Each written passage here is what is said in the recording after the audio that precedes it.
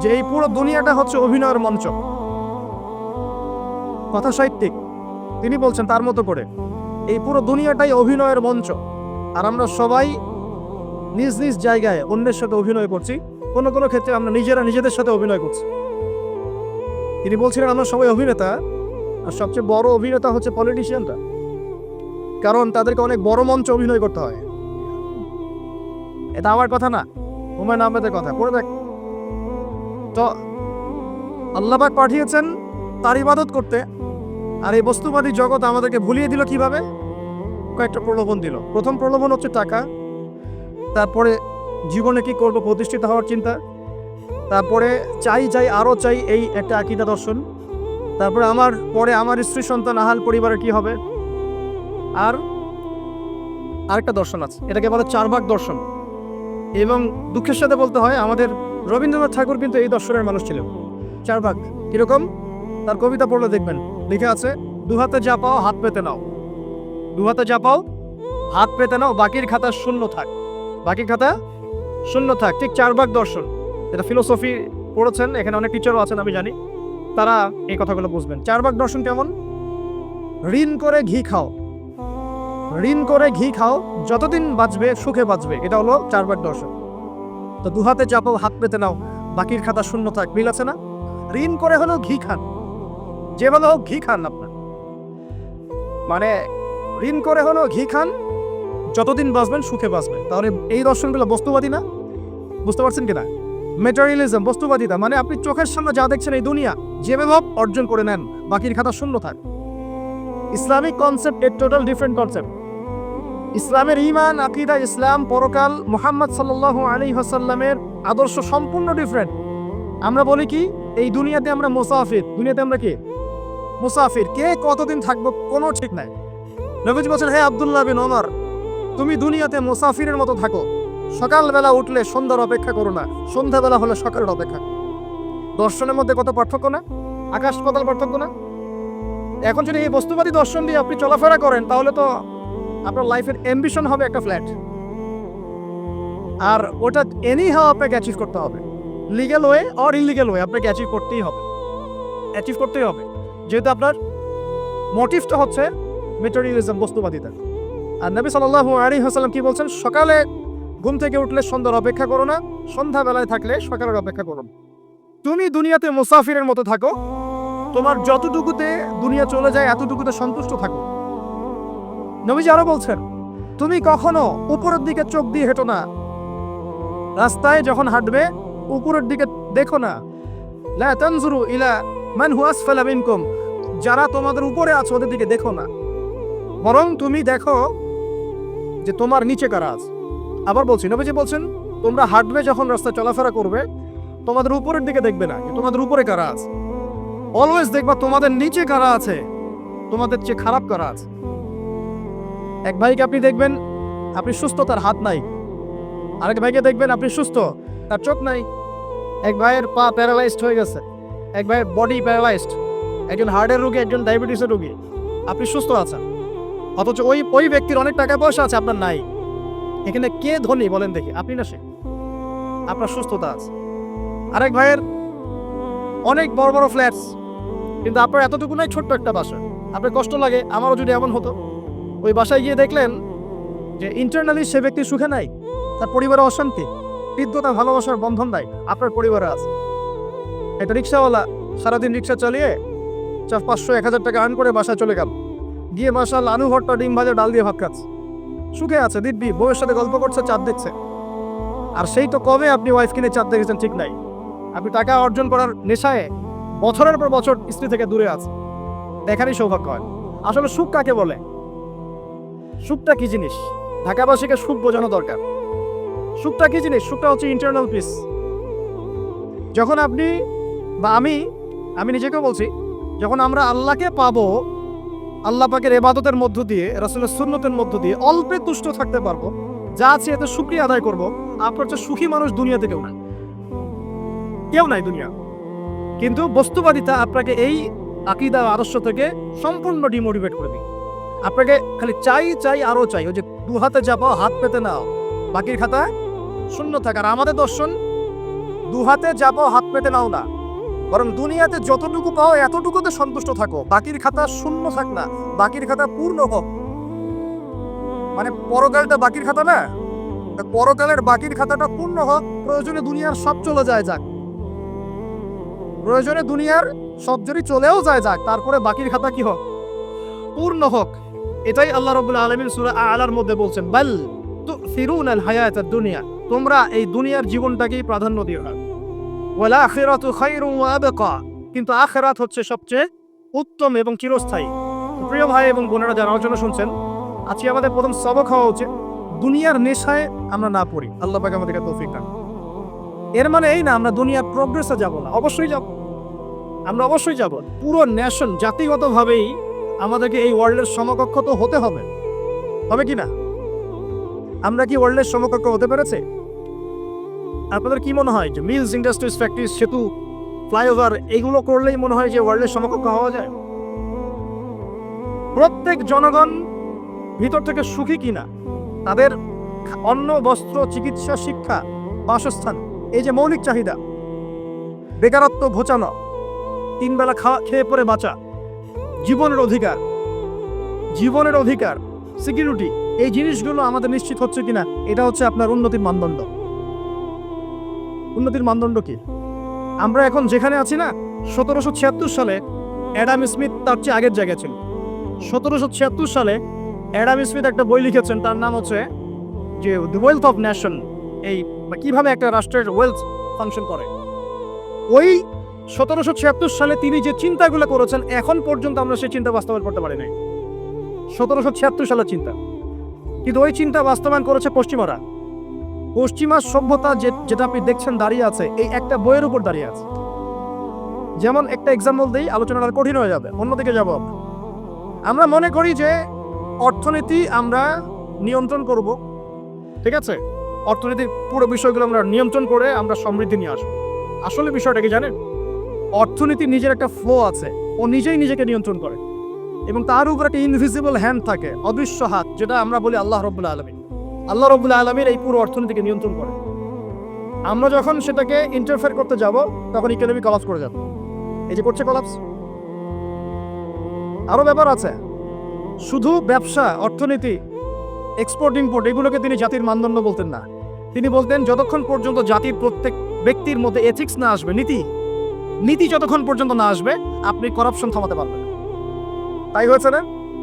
শুধু ব্যবসা না, আদর্শ কতটুকু আছে? এই যে আপনি দেখছেন বিভিন্ন জায়গায় ভেজাল খাবার খাওয়াচ্ছে, ওদের কি টাকার অভাব আছে? ওদের টাকার কিন্তু অভাব নাই। নেম ফ্রেমের কোনো ঘাটতি আছে? এস্টাবলিশড বিজনেস, তাহলে কেন আপনাকে ভেজাল খাওয়া? কারণ তার মধ্যে এথিক্স নাই, নীতি নাই। এই জন্য জাতির প্রত্যেক সদস্যকে, মানে প্রত্যেক জনগণের প্রত্যেককেই আগে নীতিগত শিক্ষা দেওয়া উচিত। আর এই কাজটাই করে ইসলাম। সুবহানাল্লাহ।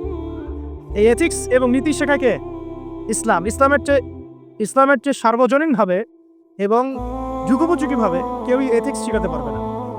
কাগজে কলমে অনেকে অনেক কথা বলতে পারে, প্র্যাকটিক্যালি শেখাবে কে? ইসলাম। এখন বলতে পারেন তাহলে মুসলিমদের মধ্যে দুর্নীতি কেন, মুসলিমদের মধ্যে কেন এই সমস্যাগুলো হয়? উত্তর একটাই, ওই যে স্যার বলে গেলেন, আমি বিভিন্ন ওয়াজে যে এক এক জায়গায় এক এক কথা বলে। উত্তরটা কি? উত্তরটা হচ্ছে যে কুরআন এবং সুন্নাহর সঠিক যে শিক্ষাটা আছে, এই শিক্ষাটা আমরা অনেকেই বাস্তবায়ন করতে পারছি না। এটা আমাদের ব্যর্থতা। এটা কাদের ব্যর্থতা? এটা আমাদের ব্যর্থ। এখানে আমাদের ব্যক্তির স্বার্থ থাকতে পারে, এখানে আমার জ্ঞানের স্বল্পতা থাকতে পারে, আমার ভিতরে অহংকার থাকতে পারে, বা আমি অল্প শিক্ষিত হতে পারি, এবং এমন হতে পারে আমার জ্ঞানটা যুগোপযোগী না। ইসলামিক জ্ঞান আমার মধ্যে আছে, কিন্তু কিভাবে এই জ্ঞান দিয়ে ওয়ার্ল্ডকে ডিল করবো, এই জ্ঞানটা আমার মধ্যে নেই। এই কারণে আমরা হয়তোবা ইসলাম, কোরআন সুন্নাহ হাতে থাকার পরেও এই সমস্যাগুলো ফেস করছি। প্রথম সমস্যা হচ্ছে বস্তুবাদিতা। আল্লাহ পাক আমাদের সবাইকে, যারা আলোচনা শুনছি, দুনিয়ার প্রেমিক হওয়া থেকে বাঁচাক বলি আমি। দুনিয়ার প্রেমিক না, প্রেমিক হবো কার? আল্লাহর, আখিরাতের। কতটুকু দাম আছে দুনিয়ার? আল্লাহ পাক বলছেন একটা মাছির পাখার সমানও না। একটা মাছির পাখার কি দাম আছে আপনার কাছে? আল্লাহ পাক বলছেন পুরো দুনিয়ার দাম আমার কাছে যদি একটা মাছির পাখার সমান হতো, তাহলে এই দুনিয়াতে কোনো কাফের মুশরিক পানি পান করতে পারতো না। তার মানে এই দুনিয়াতে যা করো করো, আমার তো কোনো দামই নাই দুনিয়া। কালকেই তো আমি দুনিয়া ধ্বংস করবো। আর ওই যে দুই জাতির কথা বললাম, জিন এবং মানব জাতি, আপনারা সূরা আর রহমান পড়বেন। রহমান নামটা অনেক ব্যাপক, দয়াময়ের নাম, তার মানে আল্লাহ পাক মার্সিফুল, মোস্ট মার্সিফুল। কিন্তু এই সূরা আর রহমানেই একটা ভয়ঙ্কর আয়াত আছে, কি সানাফরুগু লাকুম আইয়ুহাস সাকলান, হে মানুষ এবং জিন, হে মানুষ এবং জিন, শীঘ্রই আমি তোমাদের দুইটা জাতিকে ডিল করার জন্য ফারেক হচ্ছি, অপেক্ষা করতে থাকো। মানে আল্লাহ পাক কুল্লা ইয়াউমিন হুয়া ফি শাআন, মানে আল্লাহ পাক কি করেন, সবসময় তার কাজে ব্যস্ত আছেন। মহাবিশ্বের তো গ্রহ নক্ষত্র গ্যালাক্সির অভাব নাই, মাখলুকের কোনো অভাব নাই। আল্লাহ পাক প্রত্যেকটা মুহূর্তেই তার কাজে ব্যস্ত আছে, তার কাজে শানে ব্যস্ত আছে। কিন্তু এই ব্যস্ততা থেকে ফারেক হবেন কাদের জন্য? মানুষ আর জিনের জন্য। মানুষ আর জিনের জন্য আল্লাহ পাক বলেন সানাফরুগু লাকুম আইয়ুহাস সাকলান, দাঁড়াও, দুনিয়ার মধ্যে এইসব করে বেড়াচ্ছ, তোমাদের দুই জাতির জন্য আমি অচিরেই ফারেক হব ইনশাআল্লাহ। ওইটাই হলো কিয়ামতের দিন। যদি ওই দিনটা আমরা মাথায় রেখে চলি, ইনশাআল্লাহ আমরা কেউ বস্তুবাদী হব না ইনশাআল্লাহ। আল্লাহ পাক আমাদের সবাইকে দুনিয়ায় মুসাফিরের মতো থাকার তৌফিক দান করুন। আমরা উন্নতি করব, অবশ্যই অগ্রগতি করব, আমরা সবকিছুই করব, কিন্তু দুনিয়ার পূজায় ডুবে যাব না। এটা একটা বড় চ্যালেঞ্জ। মানে মধ্যমপন্থী থাকতে হবে, না একদম গোলালু মার্কা আর না চরমপন্থী, মাঝামাঝি থাকার চেষ্টা করতে হবে। আল্লাহ তৌফিক দান করুন। ঢাকাবাসীর জন্য এর চেয়ে বড় কোনো নসিহত হতে পারে না। ঢাকা থেকে, ঢাকার মতো যত মানে সিটিজ, মেগা সিটিজ আছে সারা ওয়ার্ল্ডে, তাদের জন্য এটাই প্রথম নসিহত, বস্তুবাদিতা ত্যাগ করতে হবে, বস্তুবাদিতা। আল্লাহ পাক আমাদের সবাইকে বাকির খাতা পূর্ণ করার তৌফিক দান করুন। এখন একটা লক্ষ্য পেলাম, কি জন্য দুনিয়া এসেছি? আল্লাহর ইবাদত করার জন্য। এখন অনেকে ভুল বুঝে প্রশ্ন করতে পারে, তাদের জ্ঞানের স্বল্পতা। আমি ওদেরকে দোষারোপ করবো না, কারণ আমাদের শিক্ষার সমস্যা আছে। আমরা তো সবার মাঝে ইসলামিক সার্বজনীন শিক্ষা দিতে পারছি না। এই কারণে অনেকে প্রশ্ন করতে পারে, তাহলে কি সারা জীবন আল্লাহ বিল্লাহি করতে হবে? আমি কি সারা জীবন তাসবিহ তাহলিল জিকির আজকার নামাজি পড়ে বেড়াবো? তাহলে এটা হলো তার ভুল বুঝ। এই আয়াত সম্পর্কে ভুল ব্যাখ্যা। সঠিক ব্যাখ্যাটা কি? সঠিক ব্যাখ্যা হচ্ছে সূরা হাশরের 7 নম্বর আয়াত। কত নম্বর? সূরা হাশর 7 নম্বর আয়াত। আল্লাহ পাক বলেন, ওয়া মা আতাকুমুর রাসূলু ফাখুযুহু, রাসূলুল্লাহ সাল্লাল্লাহু আলাইহি ওয়াসাল্লাম তোমাদেরকে যা যা দিয়েছেন সব নিয়ে নাও। ওয়া মা নাহাকুম আনহু ফান্তাহু, রাসূল যা থেকে বিরত থাকতে বলেছেন সমস্ত বিষয় থেকে দূরে থাক। এখন এই আয়াতটাকে সামনে রেখে কোরআন সুন্নাহকে যদি আমরা ঘাঁটি, আমরা দেখব রাসূলুল্লাহ সাল্লাল্লাহু আলাইহি ওয়াসাল্লাম পেশাব পায়খানা ইস্তেঞ্জা করা থেকে শুরু করে রাষ্ট্র চালানো পর্যন্ত প্রতিটা কাজের হেদায়েত দিয়ে গেছেন। আলহামদুলিল্লাহ, এটা কেউ মানি বা না মানি দিয়ে গেছেন, এটা বিশ্বাস করতে হবে। আমল করতে পারি বা না পারি, নবী দিয়ে গেছেন, বিশ্বাস করতে হবে। দলিল চাচ্ছেন, আপনি সহিহ বুখারী খোলেন, মুসলিম খোলেন, তিরমিজি, নাসাই, আবু দাউদ এগুলো খোলেন, দেখবেন আপনি ইস্তেঞ্জা করবেন কিভাবে, বসবেন কিভাবে, ঢোকার সময় কোন পা দিয়ে ঢুকবেন, বের হওয়ার সময় কোন পা দিয়ে বের হবেন, ইস্তেঞ্জা করার সময় কথা বলতে পারবেন কিনা, কতটুকু বলতে পারবেন, গোসল কেমন করে করবেন, ওযু কিভাবে করবেন, আপনি আগে কি পা থেকে শুরু করবেন নাকি হাত থেকে শুরু করবেন, কিভাবে নামাজ পড়বেন, আগে গিয়ে কি সিজদা করবেন নাকি ইকামত হবে, আজান হবে, আল্লাহু আকবার তাকবীর দিবেন, কিভাবে নামাজ শেষে বের হয়ে আপনি ব্যবসায় চলে যাবেন, কিভাবে আপনি ব্যবসা করবেন, কিভাবে চাকরি বাকরি করবেন, সমাজের মানুষের সাথে মেলামেশা করবেন, মানুষকে দিনের দাওয়াত দিবেন, ইভেন কিভাবে আপনাকে যদি আল্লাহ ক্ষমতা দেন আপনি কিভাবে সোসাইটি মেনটেন করবেন, সমাজ এবং রাষ্ট্র মেনটেন করবেন, প্রতিটা হেদায়েত খুঁটিনাটি কোরআন এবং সুন্নাহ দিয়েছে আমাদেরকে। এই বিশ্বাস আগে রাখতে হবে। এই বিশ্বাস না রাখলে কেউ মুসলিম হতে পারবে না। I am very sorry to say, এই বিশ্বাস না করলে কেউ মুসলিম হতে পারবে না। আগে বিশ্বাস, তারপরে কাজ করতে পারেন কিনা সেটা পরের ইস্যু। এবং আমি বলে দিচ্ছি, এই যুগে আপনি 100% পারবেন না। সিম্পল, এই যুগে আপনি 100% পারবেন না, এটা স্বাভাবিক। কারণ এই পুরো বিশ্বটা তো ইসলামাইজড না। পুরো বিশ্ব কি ইসলামাইজড? বরং পুরো বিশ্বটা কুফরের উপর আছে। কিসের উপর আছে? পুরো ওয়ার্ল্ডটাই কুফরের উপর আছে, পুরো ওয়ার্ল্ডটাই। একটা এক্সাম্পল আমি প্রমাণ করতে পারি, একটা এক্সাম্পল খালি। আল্লাহ পাক বলছে সূরা মুলক, রাতের বেলা পড়তে হয় না সূরা মুলক? রাতের বেলা সূরা মুলক পড়তে হয়, যে পড়বে তার কবরের আযাব হবে না ইনশাআল্লাহ। কবরের আযাব থেকে আল্লাহ পাক তাকে বাঁচাবেন ইনশাআল্লাহ। সূরা মুলক তেলাওয়াত করতে হবে রাতের বেলা। এই সূরার প্রথম আয়াতে আল্লাহ বলেছেন তাবারাকাল্লাযী, বরকতময় সেই আল্লাহ, বিয়াদিহিল মুলক, যার হাতে পুরো মহাবিশ্বের ক্ষমতা। কার ক্ষমতা? তাবারাকাল্লাযী বিয়াদিহিল মুলক, বরকতময় সেই আল্লাহ যার হাতে পুরো মহাবিশ্বের ক্ষমতা, সার্বভৌমত্ব। ক্ষমতার বাংলা কি বলতে পারি আমরা? এটাকে ইংরেজিতে আপনারা কি বলেন? আপনারা বলেন সভারেন্টি। কি বলেন? সভারেন্টি বিলংস টু আল্লাহ। এখানে সভারেন্টি বিলংস টু কে? আল্লাহ। কিন্তু এই পুরো বিশ্বের সার্বভৌমত্বের মালিক কি এখন আল্লাহ বাকি আছে? মানুষ নিজের হাতে নিয়ে নিয়েছে। কথা বুঝতে পারছেন না? পুরো বিশ্বে আল্লাহর সার্বভৌমত্ব চলে এখন, মানুষের সার্বভৌমত্ব চলে এখন। তো পুরো ওয়ার্ল্ডটাই কুফরের উপর আছে না? বিশ্বটাই কুফরের উপর। এখন বাদ দেন, এই ওয়ার্ল্ডে আপনি 100% ইসলাম ডিগ্রি করতে পারবেন না, সিম্পল। কিন্তু আগে বিশ্বাস করেন যে একদম টয়লেট থেকে শুরু করে আসমান পর্যন্ত সবকিছুই হেদায়েত কোথায় আছে? কোরআন সুন্নাহ আছে কি নাই? এখন মানতে পারি না, সেটা আলাদা ইস্যু। কেউ বিশ্বাস করেছে, মানতে পারে না, আল্লাহ তাকে মাফ করে দিবে। চল, বিশ্বাস করেছি, মানতে পারিনি, আল্লাহ মানে বিশ্বাস করেছি, আমল করতে পারি নাই, হে আল্লাহ আমল করতে গিয়েছি, প্রতিবন্ধকতা পেয়েছি, সমাজ এমন ছিল না, বিশ্ব এমন ছিল না, আমি পারি নাই, আল্লাহ মাফ করে দাও। ইনশাআল্লাহ আল্লাহ মাফ করে দিবে, ইনশাআল্লাহ। কারণ আল্লাহ পাক বলেছেন, কারো আমল নামায় যদি শিরকের পাপ না থাকে, যে কোনো গুনাহ আল্লাহ যাকে ইচ্ছা মাফ করে দিবে। আমল নামে এখানে শিরকের পাপ রাখা যাবে না, যে কোনো গুনাহ আল্লাহ যাকে ইচ্ছা মাফ করতে পারে। বুঝাচ্ছি, মনে করেন একটা জেনা করেছেন, আল্লাহ মাফ করুক। ওই জেনাকার ব্যক্তি যদি বিনা তওবাতেও মারা যায়, তওবা করে নাই, বিনা তওবাতেও মারা যায়, কাল কিয়ামতের মাঠে আল্লাহ পাক তাকেও মাফ করতে পারেন। আল্লাহু আকবার। কিন্তু একজন ব্যক্তি শিরক করেছে, তওবা না করে মারা গেছে, আল্লাহ তাকে মাফ। এখন শিরকের পাপ ছাড়া যে কোনো পাপ আল্লাহ মাফ করবেন ইনশাআল্লাহ। সো আগে আকীদা পোষণ করি যে হ্যাঁ, কোরআন সুন্নাহর সবকিছুর সমাধান আছে আলহামদুলিল্লাহ। এখন আমি আমল করতে গিয়ে হয়তো পারছি না, এখন আমার বিশ্বাস চলমান বিশ্বের সাথে সাংঘর্ষিক হচ্ছে, এবং এই বিশ্বাসকে দমিয়ে দেওয়ার জন্য কি করা হচ্ছে? এই বস্তুবাদিতার মতো আদর্শগুলো আপনার সামনে তোলা হচ্ছে। এখানে উত্তরটা কি? এখানে উত্তরটা হচ্ছে, দেখুন, ইবাদত মানে শুধুমাত্র নামাজ, রোজা, হজ, যাকাত নয়। ইবাদত মানে শুধুমাত্র নামাজ, রোজা, হজ, যাকাত নয়, বরং আমার জীবনের প্রতিটা সেক্টরই ইবাদত বলে কাউন্ট হবে যদি আমি সেই কাজটাকে নবীর সুন্নাত অনুযায়ী করতে পারি। আমার কথা কি বুঝতে পারছেন? এই হলো ব্যাখ্যা, ওয়া মা খালাকতুল জিন্না ওয়াল ইনসা ইল্লা লিয়াবুদুন। আমি জিন আর মানুষকে শুধু আমার ইবাদত করার জন্যই সৃষ্টি করেছি। আপনার ইস্তেনজা করাটা ইবাদত। সুবহানাল্লাহ। আমার ইস্তেনজা করা কার প্রয়োজন? আমার না ইসলামের, না আল্লাহ পাকের? নাউজুবিল্লাহ। ইস্তেনজা কার জন্য করি? আমার প্রয়োজন। আমাকে এখন ইস্তেনজা করতে হবে, কষ্ট দিচ্ছে আমাকে। খাবার খাবেন, কার জন্য খাচ্ছেন? আমার জন্য নয় কি? আমার জন্য। আপনি ব্যবসা করছেন, কার জন্য? আমার জন্য, আমার স্ত্রী সন্তান, আমার পরিবারের জন্য। আপনি সমাজ চালাচ্ছেন কার জন্য? আপনার জনগণের জন্য। এখানে স্বার্থ কার? মানুষের না আল্লাহ? আমার স্বার্থ, আমার স্বার্থে আমি এই সব কাজগুলো করব, নবীর সুন্নাহ অনুযায়ী করব, তাহলে দুনিয়াবি কাজগুলোতেও আল্লাহ পাক নেকি দিয়ে দিবেন ইনশাআল্লাহ। কেমন দুনিয়াবি কাজ? স্ত্রী সহবাস করা, স্ত্রীর সাথে ভালোবাসা, প্রণয় বিনিময়।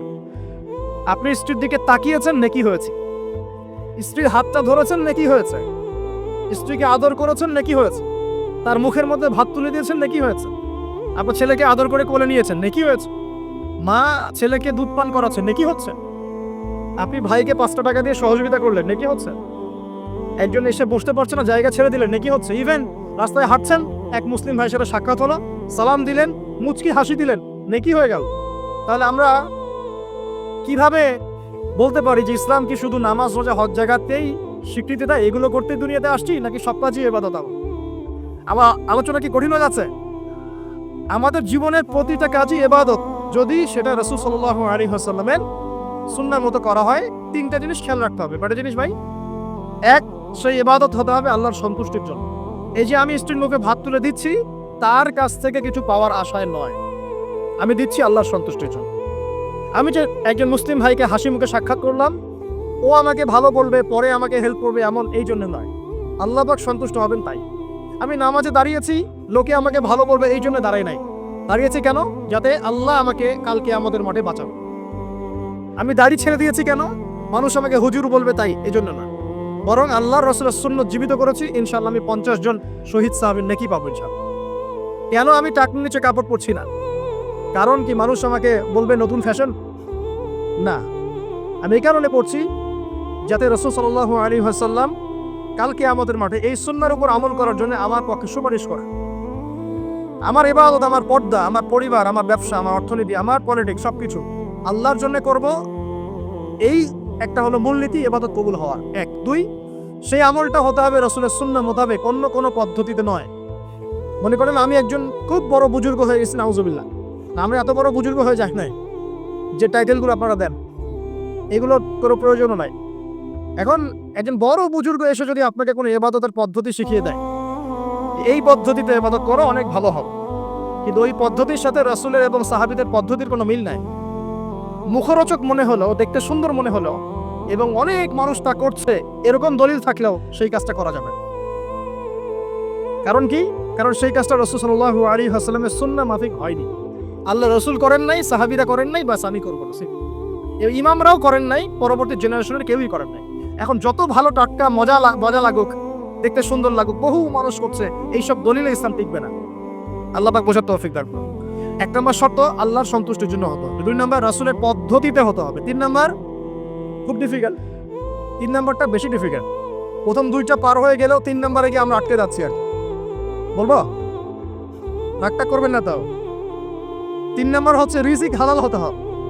রিজিক হালাল হতে হবে। পশ্চিমার আদলে গড়া এই পুরো বিশ্বের বেশিরভাগ মানুষের রিজিক এখন হারাম। কেন হারাম? কারণ কোনো না কোনোভাবে আমরা সুদের সাথে সম্পৃক্ত হয়ে যাচ্ছি, কোনো না কোনোভাবে। নবীজি অনেক আগেই বলেছিলেন, 1400 বছর আগে, যে একটা জামানা তোমাদের সামনে আসবে, যে মানুষ সুদ খেতে চাইবে না তার গায়েও সুদের ছিটাফাটা গিয়ে লাগবে। আচ্ছা কিনা? এখন আপনি খেতে চাইবেন না, আপনাকে মেসেজ পাঠিয়ে দেওয়া হবে আপনার অ্যাকাউন্টে এত টাকাই যোগ হয়েছে। কি করবেন এখন? টাকাটা আপনি সুদের টাকা। সুদের টাকা মানে কি? 1 দিরহাম যে ব্যক্তি সুদ খেয়েছে সে যেন 36টা মেয়ের সাথে জেনার পাপ করেছে। সহিহ বুখারী হাদিস, একদম অকাট্য, সহিহ, সনদ সহিহ, এমন না জয়ীফ জাল, এমন নয়। 1 দিরহাম যে ব্যক্তি সুদ খেয়েছে সে যেন 36 বার জেনা করলো, নবী সাল্লাল্লাহু আলাইহি ওয়াসাল্লাম। আর এই হাদিস তো আপনারা জানেন যে সুদের পাপের 73টা শাখা আছে। নিচের শাখা হচ্ছে মায়ের সাথে জেনা করা, মাকে বিয়ে করা, আর উপরের শাখা হচ্ছে আল্লাহ এবং তার রাসূলের সাথে যুদ্ধ করা। এগুলো অবলীলায় করছি আমরা। আর নবীজি বলছেন 4 শ্রেণীকে আমি অভিশাপ দিয়ে গেলাম। আল্লাহর নবী অভিশাপ দিয়ে গেলেন মানে সে জাহান্নামে যাবে, কোনো অবস্থাতেই জান্নাতে যাবে না। ইল্লা মা শা আল্লাহ। 1 যে সুদ খায়, 2 যে সুদ দেয়, 3 সাক্ষী থাকে, 4 লিখে রাখে। এখন বলেন এই সিস্টেমের বাইরে কতজন মানুষ আছে? এর বাইরে আবার আছে যাকাত না দেয়া, সম্পদ হারাম হয়ে যাচ্ছে। এর উপর আবার আছে ঘুষ যা না দিয়ে অনেক সময় চাকরি বাকরি হয় না। আস্তে আস্তে এগুলো আমরা ট্রেডিশন বানিয়ে নিয়েছি। এক সময় আমরা, শোনেন, এটাকে বলা হয় নিউট্রালাইজেশন, মানে স্বাভাবিকীকরণ। খুব কঠিন টার্ম বলে ফেলছি মনে কিছু কিছু। যেমন আগে ধর্ষণ হলে আমরা খুবই সোচ্চার ছিলাম এবং সারা এলাকা ফেটে যেত, এত বড় কথা। কেউ মাপে কম দিলে, ধরা পড়লে চক্ষু লজ্জায় সে সমাজে চলতে পারত। কেউ চুরি করলে চক্ষু লজ্জায় বের হতে পারতো না। আস্তে আস্তে আস্তে আস্তে আস্তে আস্তে এই যে মাপে কম দেয়া বলেন, সুদ বলেন, জেনা বলেন, আস্তে আস্তে পাপগুলোকে আমরা নিউট্রালাইজেশন করে ফেলেছি, নিউট্রালাইজ হয়ে গেছে। হ্যাঁ, ধর্ষণ ডেইলি 4-5টা হয়, সুদ সবাই খায়, আমিও খাই, জেনা তো সবাই করে, বয়ফ্রেন্ড গার্লফ্রেন্ড ফ্রি মিক্সিং আছে, আমি করলে সমস্যা কি? ওর তো 4টা, আমার তো মাত্র 1টা। ওর চেয়ে আমি ভালো। ওর 5টা বয়ফ্রেন্ড, আমার তো 1টা। ওর 4টা গার্লফ্রেন্ড, আমার তো 1টা। আমি তো ভালো। আমার ছেলে খুব ভালো, শুধু মাঝে মাঝে একটু ড্রিঙ্কস করে, ব্যাপারটা এরকম আর কি। তো এই যে পাপকে নিউট্রালাইজেশন করা হচ্ছে আস্তে আস্তে, স্বাভাবিকীকরণ। এই ফ্লোতে আমরা মোটামুটি সবাই পড়ে গিয়ে এখন রিজিক হারাম হয়ে যাচ্ছে। ঘুষ দিতে হয়, এটা চাকরি হবে না। আবার দেখেন, যাকাত না দেওয়ার মধ্য দিয়ে রিজিক হারাম করে ফেলছি, সুদ খাওয়ার মধ্য দিয়ে করছি, ঘুষ নেওয়ার মধ্য দিয়ে করছি, কোনো কোনো ক্ষেত্রে করাপশন, অন্যের সম্পদ আত্মসাতের মধ্য দিয়ে করছি। এর বাইরে যারা ব্যবসা করছি, আমরা যে দুধে দেওয়া তুলসী পাতা এমনও নয়, কোনো কোনো সময় মাপে কম দিচ্ছি।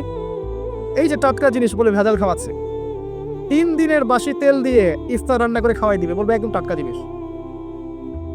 রমজান মাস আসছে সামনে না, কত যে মানুষ বের হবে যারা তারাবির নামাজ পড়বে একদম 20 রাকাত, ওখানে রাকাত দিয়ে ঝগড়া হবে। ঠিক ওরাই যখন দেখবেন বিকালে দুপুরে ইফতার বিক্রি করবে, বিভিন্ন পণ্য বিক্রি করবে, দেখবেন যে দুনিয়ার বাসি পচা আপনাকে খাওয়াই দিবে। এই শ্রেণীর মানুষের ধারণা যে লা ইলাহা ইল্লাল্লাহ শুধু মসজিদে আছে, বাজারে নাই। এটা ধারণা, লা ইলাহা ইল্লাল্লাহ মুহাম্মাদুর রাসূলুল্লাহ, এটা মসজিদে আছে, বাজারে, সমাজে, অন্য জায়গায় নাই। এটা তাদের ধারণা। তাদের এই ধারণা অচিরেই ভাঙবে যখন মৃত্যুর দূত চলে আসবে। তখন বুঝবে লা ইলাহা ইল্লাল্লাহ একটা সার্বজনীন কালিমা, যেটা জীবনের সব ক্ষেত্রেই চলতে হবে। আল্লাহ পাক আমাদেরকে বোঝার তৌফিক দান। ব্যবসা করছি আলহামদুলিল্লাহ, অ্যাটলিস্ট সুদ খাচ্ছি না। তবে এতটুকু মনে রাখবেন, ব্যবসায়ীদের অসততার কারণে, আমানতের খেয়ানতের কারণে একটা আযাব আসে। হাদিসের মধ্যে আসছে একটা আযাব আসে। নবীজি বলেছেন, যখন একটা জাতির ব্যবসায়ীরা মাপে কম দেওয়া শুরু করে, মিথ্যা কসম করে পণ্য বিক্রি করা শুরু করে এবং আমানতের খেয়ানত করে, তখন ওই জাতির উপর দুর্ভিক্ষ চাপিয়ে দেওয়া হয়। কি চাপিয়ে দেওয়া হয়? দুর্ভিক্ষ চাপিয়ে দেওয়া। মনে করছেন যে হয়তো দুর্ভিক্ষ নাই, পুরো ওয়ার্ল্ড ওয়াইড একটা নীরব দুর্ভিক্ষ চলছে এখন আস্তে আস্তে। সকালে একটু আগে বলেছিলাম না, গরিব মানুষ আলু ভর্তা, ডাল আর ডিম ভাজা দিয়ে ভাত খেত আগে। এখন তারা বলে আমরা ডিমই দেখতে পারি না চোখে। ডিমও খাবার এখন সামর্থ্য হচ্ছে না অনেকেরই। আপনি শোনেন, আমি একটা জব করতাম, মনে করেন স্যালারি পেতাম 5,000 টাকা, এখন পাচ্ছি 10,000 টাকা। কিন্তু 10,000 টাকা স্যালারি পাওয়ার পরেও আগে 5,000 টাকা দিয়ে আমি সংসার চালাতে পারতাম, এখন 10,000 টাকা দিয়ে পারছি না। কারণ কি? কারণ হচ্ছে মুদ্রাস্ফীতি, দ্রব্যমূল্যের ঊর্ধ্বগতি, এর পাশাপাশি আছে আমানতের খেয়ারত করা, করাপশন এবং কিছু অসৎ ব্যবসায়ীর এই দুরভিসন্ধি। এসবের কারণে সাফার করছি কারা? আপনি তো সাফার করবেন না, কারণ আপনার তো ফ্ল্যাট আছে বড়। আপনি তো সাফার করবেন না, বিকজ আপনার আমার তো 3 বেলা খাওয়ার টাকা পয়সা আছে। এই যে আমি এসেছি, আমাকে ভালো অঙ্কের হাতিয়ে দিচ্ছে, আমি তো সাফার করবো না। সাফার কে করবে? সাফার করবে রিক্সাওয়ালা ভাই, ভ্যানওয়ালা ভাই, এই যে রাস্তাঘাটে যারা আশপাশে বাসা করে আছে, যারা দারিদ্র সীমার নিচে আছে, এদের সংখ্যা কত আপনার মনে হয়? মিনিমাম 3 থেকে 4 কোটি মানুষ আমাদের দেশের লোক। মনে হচ্ছে পপুলেশনটা কম?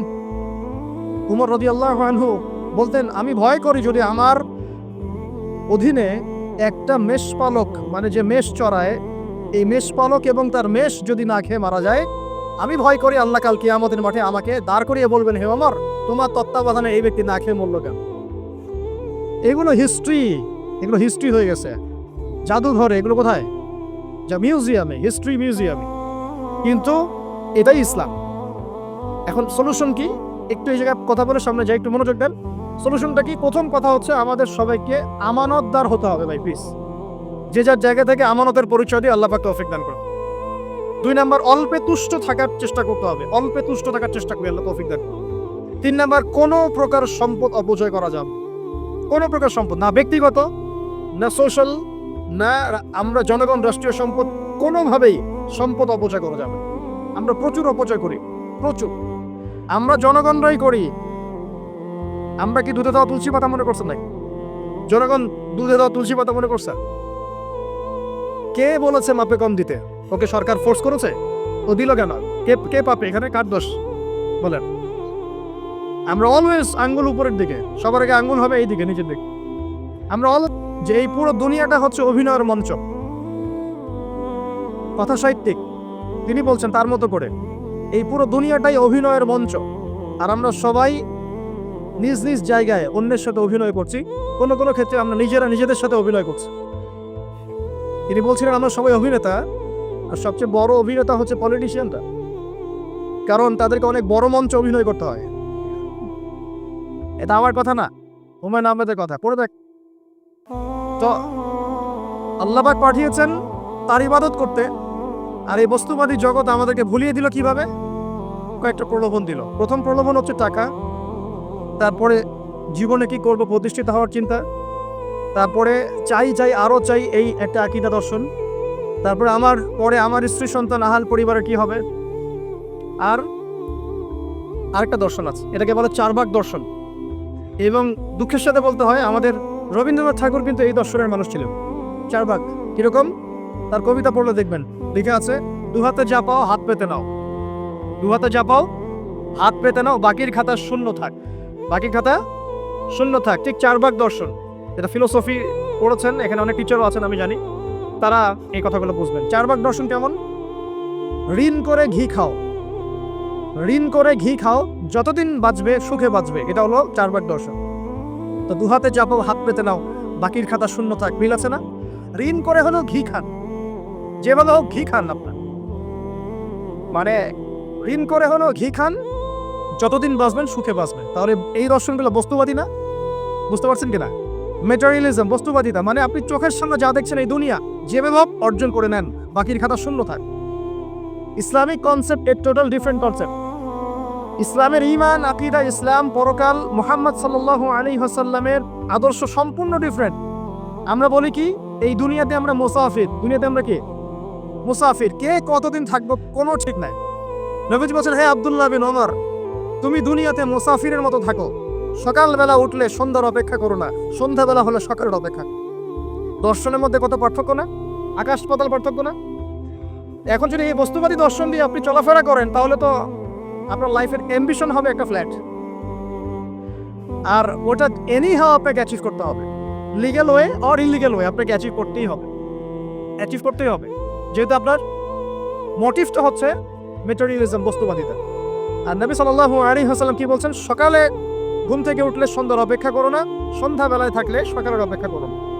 তুমি দুনিয়াতে মুসাফিরের মতো থাকো, তোমার যতটুকুতে দুনিয়া চলে যায় এতটুকুতে সন্তুষ্ট থাকো।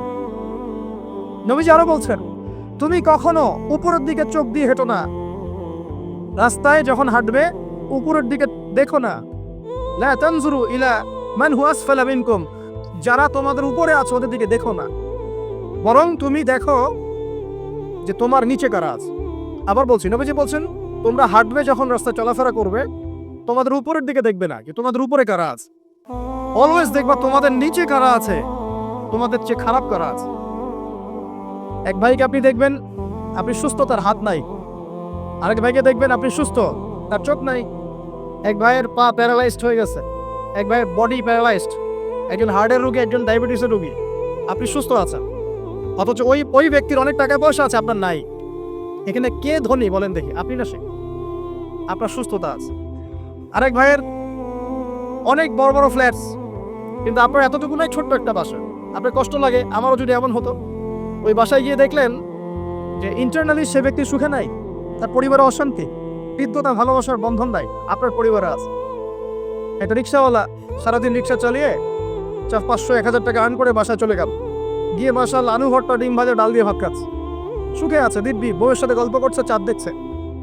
আর সেই তো কবে আপনি ওয়াইফ কিনে চাঁদ দেখেছেন ঠিক নাই। আপনি টাকা অর্জন করার নেশায় বছরের পর বছর স্ত্রী থেকে দূরে আছে, দেখারই সৌভাগ্য হয়। আসলে সুখ কাকে বলে? সুখটা কি জিনিস? ঢাকাবাসীকে সুখ বোঝানো দরকার। সুখটা কি জিনিস? সুখটা হচ্ছে ইন্টারনাল পিস।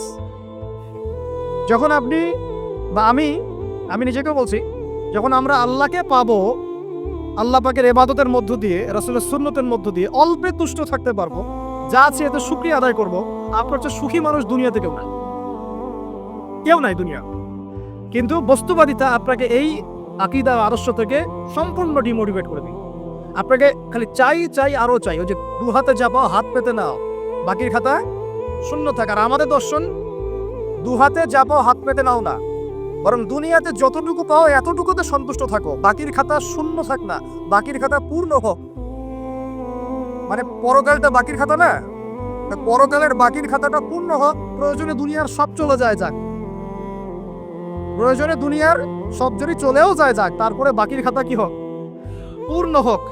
এটাই আল্লাহ রাব্বুল আলামিন সূরা আ'লার মধ্যে বলছেন, বাল তুসিরুনাল হায়াতাদ দুনিয়া, তোমরা এই দুনিয়ার জীবনটাকেই প্রাধান্য দিও না। ওয়াল আখিরাতু খায়রুন ওয়া আবকা, কিন্তু আখিরাত হচ্ছে সবচেয়ে উত্তম এবং চিরস্থায়ী। তো প্রিয় ভাই এবং বোনেরা যারা আলোচনা শুনছেন, আজকে আমাদের প্রথম সবক হওয়া উচিত দুনিয়ার নেশায় আমরা না পড়ি। আল্লাহ পাক আমাদেরকে তৌফিক দান। এর মানে এই না আমরা দুনিয়ার প্রোগ্রেসে যাব না, অবশ্যই যাব, আমরা অবশ্যই যাব। পুরো নেশন, জাতিগতভাবেই আমাদেরকে এই ওয়ার্ল্ডের সমকক্ষ তো হতে হবে, হবে কি না? আমরা কি ওয়ার্ল্ডের সমকক্ষ হতে পেরেছে? আপনাদের কি মনে হয় যে মিলস, ইন্ডাস্ট্রিজ, ফ্যাক্টরিজ, সেতু, ফ্লাইওভার এগুলো করলেই মনে হয় যে ওয়ার্ল্ডের সমকক্ষ হওয়া যায়? প্রত্যেক জনগণ ভিতর থেকে সুখী কিনা, তাদের অন্ন, বস্ত্র, চিকিৎসা, শিক্ষা, বাসস্থান, এই যে মৌলিক চাহিদা, বেকারত্ব ঘোচানো, 3 বেলা খেয়ে পরে বাঁচা, জীবনের অধিকার, সিকিউরিটি, এই জিনিসগুলো আমাদের নিশ্চিত হচ্ছে কিনা, এটা হচ্ছে আপনার উন্নতির মানদণ্ড। উন্নতির মানদণ্ড কি? আমরা এখন যেখানে আছি না, 1776 সালে অ্যাডাম স্মিথ তার চেয়ে আগের জায়গায় ছিল। 1776 সালে অ্যাডাম স্মিথ একটা বই লিখেছেন, তার নাম হচ্ছে যে দ্য ওয়েলথ অফ নেশন, এই কিভাবে একটা রাষ্ট্রের ওয়েলথ ফাংশন করে। ওই 1776 সালে তিনি যে চিন্তাগুলো করেছেন, এখন পর্যন্ত আমরা সেই চিন্তা বাস্তবায়ন করতে পারি নাই। 1776 সালের চিন্তা, কিন্তু ওই চিন্তা বাস্তবায়ন করেছে পশ্চিমারা। পশ্চিমা সভ্যতা যেটা আপনি দেখছেন দাঁড়িয়ে আছে, এই একটা বইয়ের উপর দাঁড়িয়ে আছে। যেমন একটা এক্সাম্পল দিই, আলোচনাটা কঠিন হয়ে যাবে, অন্যদিকে যাব। আমরা মনে করি যে অর্থনীতি আমরা নিয়ন্ত্রণ করব, ঠিক আছে, অর্থনীতির পুরো বিষয়গুলো আমরা নিয়ন্ত্রণ করে আমরা সমৃদ্ধি নিয়ে আসবো। আসলে বিষয়টা কি জানেন? অর্থনীতি নিজের একটা ফ্লো আছে, ও নিজেই নিজেকে নিয়ন্ত্রণ করে, এবং তার উপর একটা ইনভিজিবল হ্যান্ড থাকে, অদৃশ্য হাত, যেটা আমরা বলি আল্লাহ রাব্বুল আলামিন। আল্লাহ রাব্বুল আলামিন এই পুরো অর্থনীতিকে নিয়ন্ত্রণ করে। আমরা যখন সেটাকে ইন্টারফেয়ার করতে যাব, তখন ইকোনমি কলাপস করে যাবে। এই যে করছে কলাপস, আরও ব্যাপার আছে। শুধু ব্যবসা, অর্থনীতি, এক্সপোর্ট ইম্পোর্ট এগুলোকে তিনি জাতির মানদণ্ড বলতেন না। তিনি বলতেন যতক্ষণ পর্যন্ত জাতির প্রত্যেক ব্যক্তির মধ্যে এথিক্স না আসবে, নীতি যতক্ষণ পর্যন্ত না আসবে, আপনি করাপশন থামাতে পারবেন। তাই হয়েছে না? শুধু ব্যবসা না, আদর্শ কতটুকু আছে? এই যে আপনি দেখছেন বিভিন্ন জায়গায় ভেজাল খাবার খাওয়াচ্ছে, ওদেরকে টাকার অভাব আছে? ওদের টাকার কিন্তু অভাব নাই। নেম ফ্রেমের কোনো ঘাটতি আছে? এস্টাবলিশড বিজনেস, তাহলে কেন আপনাকে ভেজাল খাওয়া? কারণ তার মধ্যে এথিক্স নাই, নীতি নাই। এই জন্য জাতির প্রত্যেক সদস্যকে, মানে প্রত্যেক জনগণের প্রত্যেককেই আগে নীতিগত শিক্ষা দেওয়া উচিত। আর এই কাজটাই করে ইসলাম। বলে সুবহানাল্লাহ। এই এথিক্স এবং নীতি শেখাকে ইসলাম, ইসলামের চেয়ে সার্বজনীনভাবে এবং যুগোপযোগীভাবে কেউই এথিক্স শেখাতে পারবে না। কাগজে কলমে অনেকে অনেক কথা বলতে পারে, প্র্যাকটিক্যালি শেখাবে কে? ইসলাম।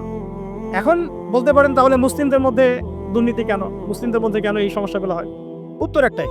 ওই যে স্যার বলে গেলেন, আমি বিভিন্ন ওয়াজে যে এক এক জায়গায় এক এক কথা বলে, উত্তরটা কি? উত্তরটা হচ্ছে যে কোরআন এবং সুন্নাহর সঠিক যে শিক্ষাটা আছে, এই শিক্ষাটা আমরা অনেকেই বাস্তবায়ন করতে পারছি না। এটা আমাদের ব্যর্থতা। এটা কাদের ব্যর্থতা? এটা আমাদের ব্যর্থ। এখানে আমাদের ব্যক্তির স্বার্থ থাকতে পারে, এখানে আমার জ্ঞানের স্বল্পতা থাকতে পারে, আমার ভিতরে অহংকার থাকতে পারে, বা আমি অল্প শিক্ষিত হতে পারি, এবং এমন হতে পারে আমার জ্ঞানটা যুগোপযোগী না। ইসলামিক জ্ঞান আমার মধ্যে আছে, কিন্তু কিভাবে এই জ্ঞান দিয়ে ওয়ার্ল্ডকে ডিল করবো, এই জ্ঞানটা আমার মধ্যে নেই।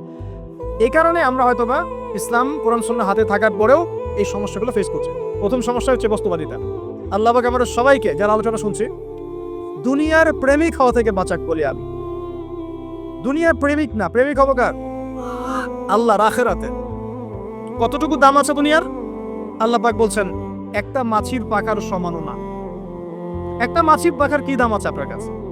আল্লাহ পাক বলছেন পুরো দুনিয়ার দাম আমার কাছে যদি একটা মাছির পাখার সমান হতো, তাহলে এই দুনিয়াতে কোনো কাফের মুশরিক পানি পান করতে পারতো না।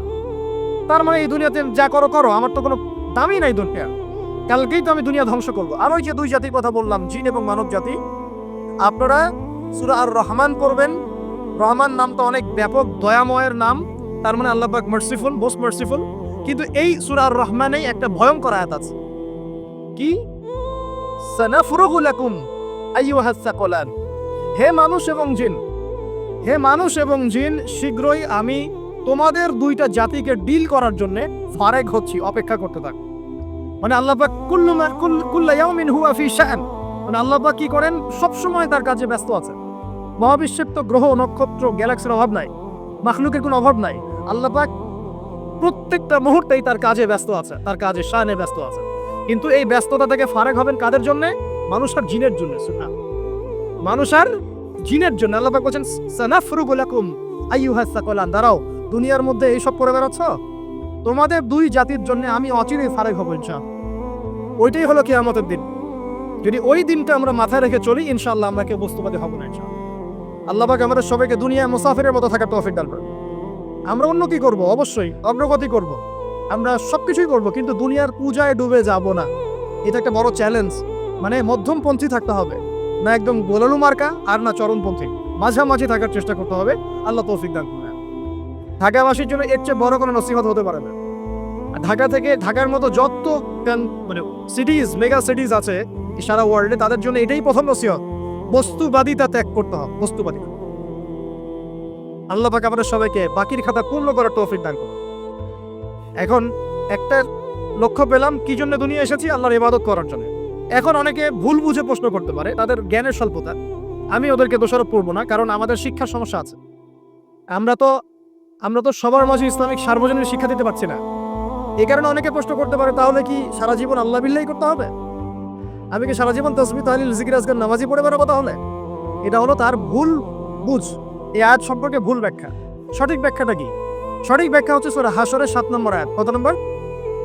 সূরা হাশর 7 নম্বর আয়াত। আল্লাহ পাক বলেন, ওয়া মা আতাকুমুর রাসূলু ফাখুযুহু। রাসূলুল্লাহ সাল্লাল্লাহু আলাইহি ওয়াসাল্লাম তোমাদেরকে যা যা দিয়েছেন সব নিয়ে নাও। ওয়া মা নাহাকুম আনহু ফান্তাহু। রাসূল যা থেকে বিরত থাকতে বলেছেন, সমস্ত বিষয় থেকে দূরে থাক। এখন এই আয়াতটাকে সামনে রেখে কোরআন সুন্নাহকে যদি আমরা ঘাঁটি, আমরা দেখব রাসূলুল্লাহ সাল্লাল্লাহু আলাইহি ওয়াসাল্লাম পেশাব, পায়খানা, ইস্তেঞ্জা করা থেকে শুরু করে রাষ্ট্র চালানো পর্যন্ত প্রতিটা কাজের হেদায়েত দিয়ে গেছেন। আলহামদুলিল্লাহ। এটা কেউ মানি বা না মানি দিয়ে গেছেন, এটা বিশ্বাস করতে হবে। আমল করতে পারি বা না পারি, নবী দিয়ে গেছেন, বিশ্বাস করতে হবে।